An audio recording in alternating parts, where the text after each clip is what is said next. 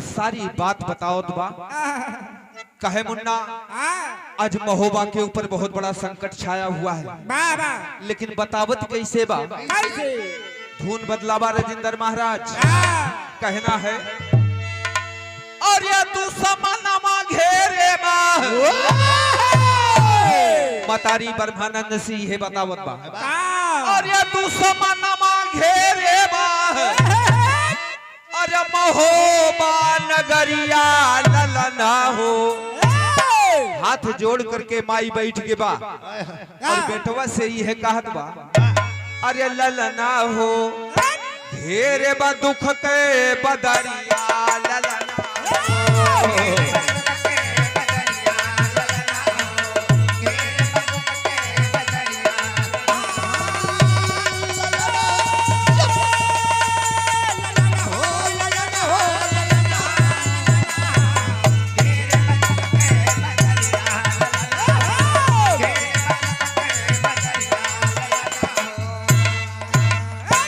तेरे बा दुख के बदरिया ललन हो। ब्रह्मानंद बकर बकर थकर थकर माई के मुंह देखता है, निहारता है बड़का भैया। तबले माई का कहत बा मलखे का धोखे से अरे मारे चौहनवा। धोखा दे करके मलखान बेटवा के हत्या कर दिया पृथ्वीराज पाजी। लेकिन कैसे कहा मलखे का धोखे से अरे मारे चौहनवा। देख सिरसा में गजमोतिन करती रुदनवा।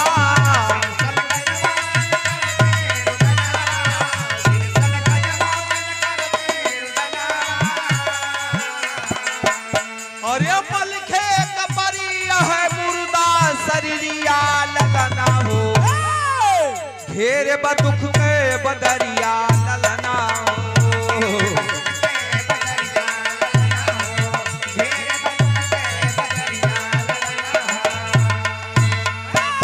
अरे अब देखा महो बाप कैले बा चढ़ाई।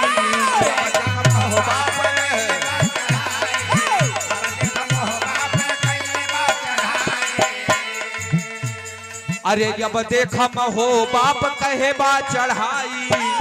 अरे चंद्रवली का जरूर लइके जाई।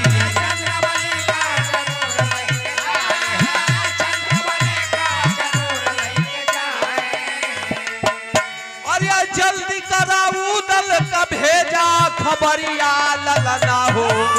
घेरे बदुख के बदरिया ललना हो।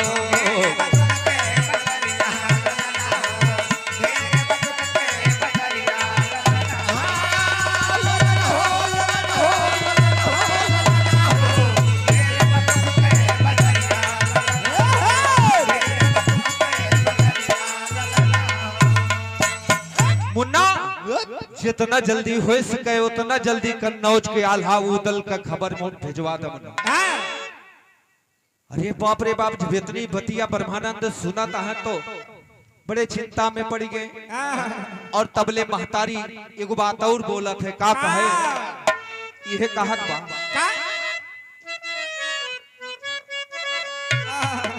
कहे 9 लाख सेना 9 लाख सेना लैया चौहनवा। और देख लिया घेरे नगर चारू पना।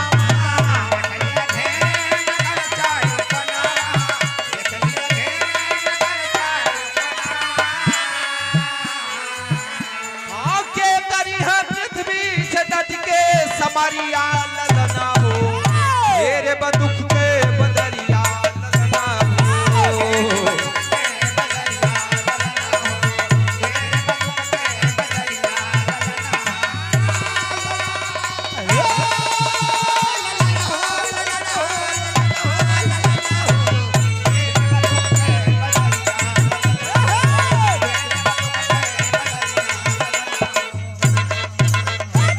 कहे होई जा तैयार परे कनौज को जाना। होई जा तैयार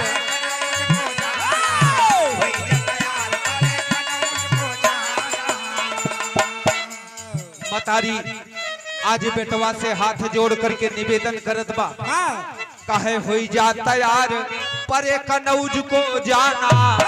अरे उदल से तुम सारी बतिया बताना।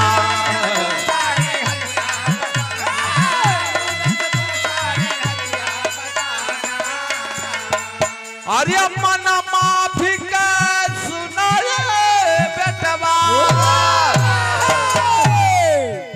अरे मन माफिक छाट लिया अपन सवरिया ललना हो। ढेर बदुख के बदरिया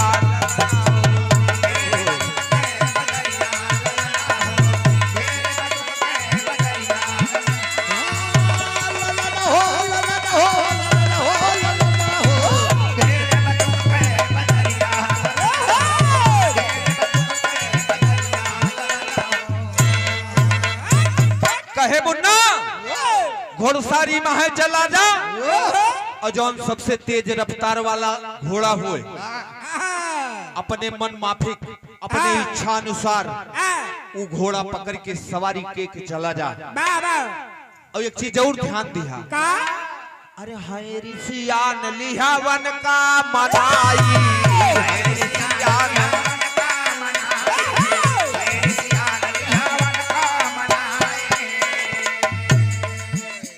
मतारी मल्हना ब्रह्मा जी ब्रह्मा से कहत वक्त सवारी बढ़िया लैला। और हमरे यह बात पर विशेष ध्यान दिया मुन्ना कि है ऋषियान लिहावन का मनाई। अरे सथवा माय अपने लयाया लियाई।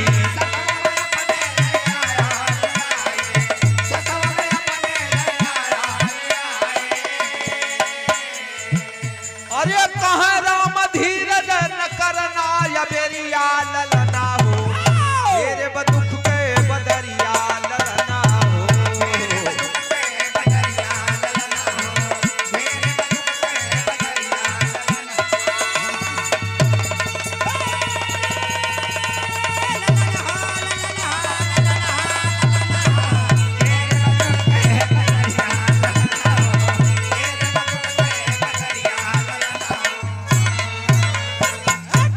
करना नहीं ये बेरिया लालन जल्दी हुआ तैयार सुना। करना नहीं ये बेरिया लालन जल्दी हुआ तैयार सुना। सुन के बात मात से बोला ब्रह्मानंद कुमार सुना। हे माता ना जाब मनावे कहत यही जहार सुना। चला गए से खी के मारे वे कनौज दरबार सुना।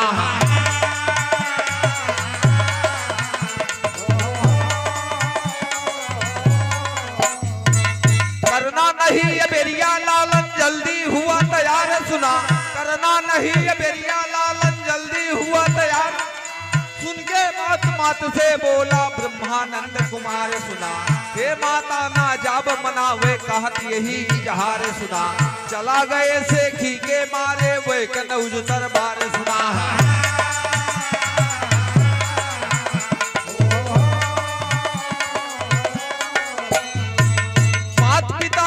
हे बेजती वह दोनों मकार सुना। सिरसा के मलखान के बदला ले बे माता उतार सुना। आज बचे ना पई है माता भगी है कौनी बार सुना। करब अकेले जंग समरमा मन का देव।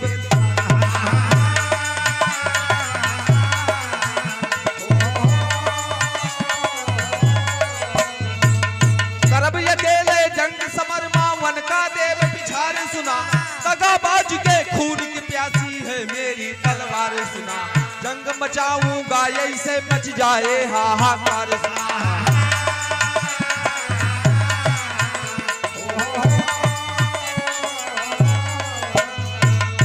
राम धीरज कहे तू चिंता करा बेकार सुना। आते चंद्र भाट से कहते यही जबान।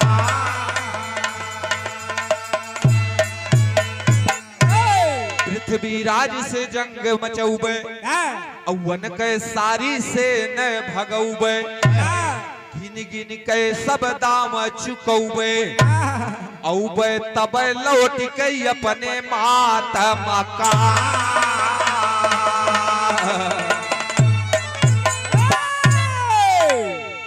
मतारी के बात सुनने के बाद ब्रह्मानंद के बड़ी जोर गुस्सा लाग गया। कहे माई हम आल्हा उदल ऐसन पाजी के मनावे कन्नौज न जा, बदले में सिरसा के मलखान भैया के बदला ये तो हार पे दबा ब्रह्मानंद जरूर ले मां,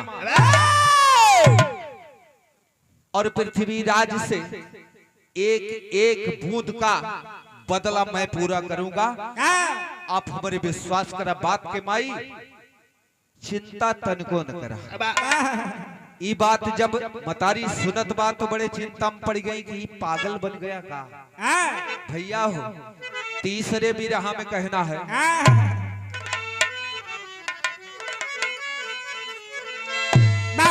राम कुमार भैया देखा ये मानव जीवन बड़ा पावन, बड़े कर्म के बाद ये मनई की जिंदगी मिली बा, और संत समाज ने बताया है कि सबसे बड़ा आश्रम गृहस्थ का है। यहाँ हम सब किसान हैं और अपने जीवन को धन्यवाद देते हैं कि मानव का तन मिला। सारे कार्य के साथ साथ अगर 2 मिनट 5 मिनट ईश्वर का नाम ले लिया जाए तो समझ ला कि जीवन के तारन तार बा, यह एक माध्यम बा बाबूजी मोक्ष मिलने का। लेकिन कैसे? भजन की लाइन में 2 लाइन में कहना है,